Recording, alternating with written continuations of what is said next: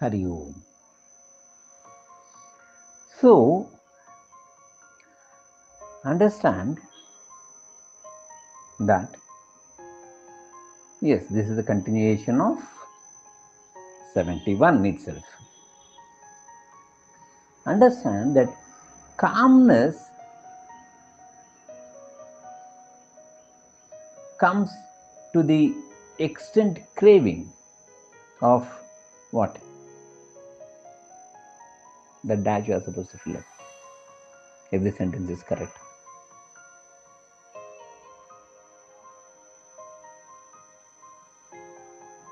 As long as a person is craving, there is no calmness, you understand. Similarly, from this one, Nirmamo Nirahankaraha, the feeling of I and mine leads us into bondage of karma. The agency and ownership or the modifications of the mind that ensues from this feeling. Remember, the waves and billows rise up on the surface of the sea and put an appearance of separate volumes of water, isn't it? It seems as if the sea is split up into many bits as waves. If you have sat on the seashore and watched, then you will understand better. People who are staying on the coastal side, please visit seashore, sit on the banks and meditate on this. And people who are not at on the coastal line, please make one weekend trip to the seashore. Sit there. And once you go to the sea, wet your legs. I don't understand why people go to the sea and stand away. Wet your legs, enjoy. And they see the waves rising up, and down. And every wave says, see, I am great, I am high. And the moment it feels it is high, it falls. But understand, at the time of rise, while rising, at the peak of rise, and upon falling, the whole process is undivided mass of water. Is there anything other than water there in the waves? Ever.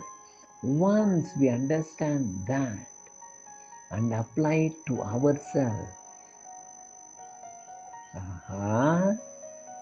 at every stage, the ego rises in this way of the wave, makes us feel I am a separate entity, and this belongs to me, this is not mine. We are seeing all these things from the standpoint, a perspective of oneself with reference to the body and mind as a wave. Drop the body and become the water, or give this individualistic consciousness of the self and see the all-pervading consciousness which is everywhere, the consciousness in us and the consciousness in others as the same.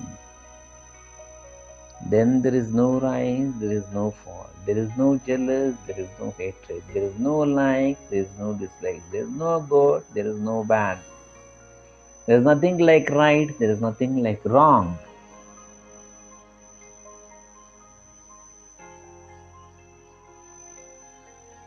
And desire is the root cause of this apparent individuality. I need a house. I need a floor. I need a room for my child. I. If you drop that and see as we, you go to a shopping mall and you find somebody and your mind is off and immediately you want to get out of the shopping mall. As if the other person is a sinner. Are we 100%? Did we ever think that? Are we 100% perfect? No. Then, no question of avoiding anybody.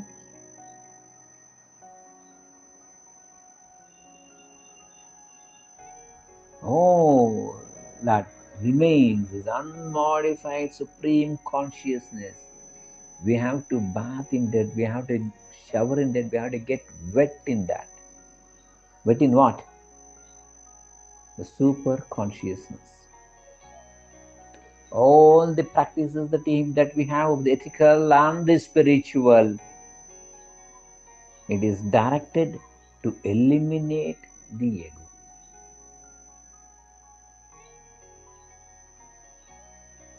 The Jnani moves about in the world, yes, but there is no egoism there. He loves all. As you have seen, a butcher, once the head is chopped, it can be of a goat or a lamb or a hen or a cock, whatever, when it is cut off. The body still, jumps or troubles as if there is life.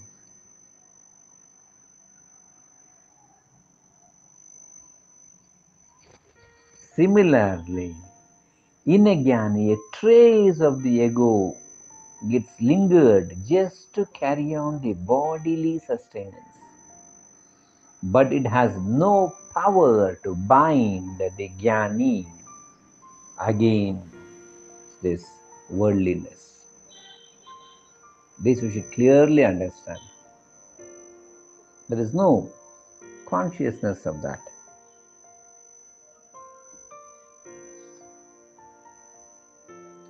So clearly it says, the man who has renounced all desires and who conducts himself without ego, without arrogance, without attachment, is the only one who achieves peace. No other person. No other person. One has to give up all desires. The action should be entirely free from the feeling of I and mine. Only when the action is free from I and mine, there is peace. Or else, I keep doing so much, my child doesn't recognize, my husband doesn't help, my wife doesn't understand me. Expectations. No feelings. Just do. Whether they recognize or not, no problem. You get self-motivated. Don't look for motivation from outside. Don't look for a pat from outside. Self-patting. Be energized. That is the best way. If we seek things from outside, it's a never-ending process. That's a never-ending process. It will never end. And life becomes miserable day after day because we're expecting. More than work, we're expecting. If we stop expecting, and the work becomes lighter in our heart. All of the work we see, I call, she doesn't come, the child doesn't respond, the son doesn't read. You provide all the infrastructure, you sit with them, tell them. And when it comes to this, we have no time again. We don't have time to sit with the family. We don't have time to sit with the children. We don't have time to sit with in-laws. We don't have time to sit with spouse. Then how? Think. It has been repeated again and again. All through these verses. The same thing. It's all answer for one question. How does a Jnani act? How does a Sitapragya move? How does a man of steadfast knowledge speak? And what are the qualities of a Muni? He speaks.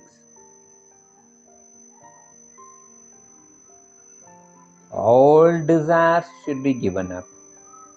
There should not be any taste or relish of them.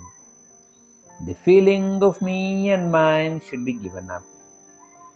The egocentric attitude should be dropped.